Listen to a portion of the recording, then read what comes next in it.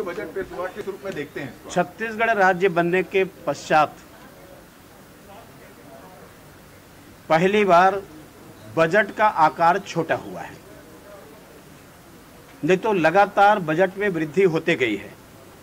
कुल मिलाकर के 1,05,000 करोड़ रुपए का बजट प्रस्तुत किया गया है। और पिछला यदि हम देखेंगे तो मूल बजट और 3 अनुपूरक तीनों को मिलाकर के 1,10,000 करोड़ का बजट हो गया था पिछला बजट। ये दुर्भाग्यजनक स्थिति है कि बजट का आकार का छोटा होना। दूसरी बात, इस बजट में जो राजस्व वो 83,000 करोड़ रुपए और पूंजीगत जो है वो 13,000 करोड़ रुपए। कुल मिलाकर के इसमें 14% पूंजीगत व्यय की परिधि रखी गई है और इससे आपको समझ में आ जाएगा कि कितना विकास होना है।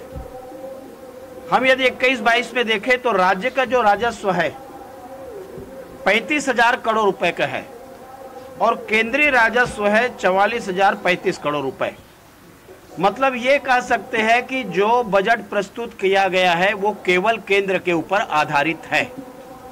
राज्य का खुद का कुछ ऐसा नहीं है जिससे कुछ किया जा सके।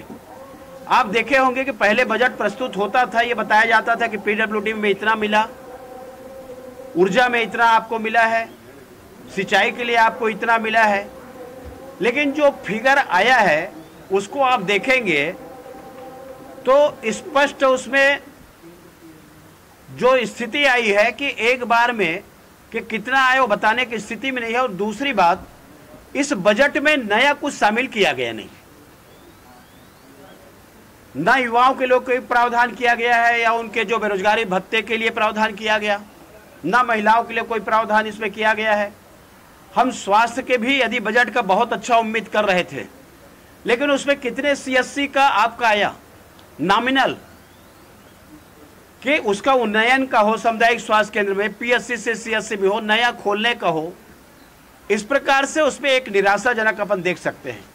सिंचाई के क्षेत्र में एक लंबी बजट जो होती थी उसमें भी आप देखेंगे कि उसका अभाव दिख रहा है। किसानों के पंप देने के लिए जो हम समझते थे कि जो पेंडिंग है उसकी पूर्ति हो जाएगी, उसका भी इसमें अभाव दिख रहा है।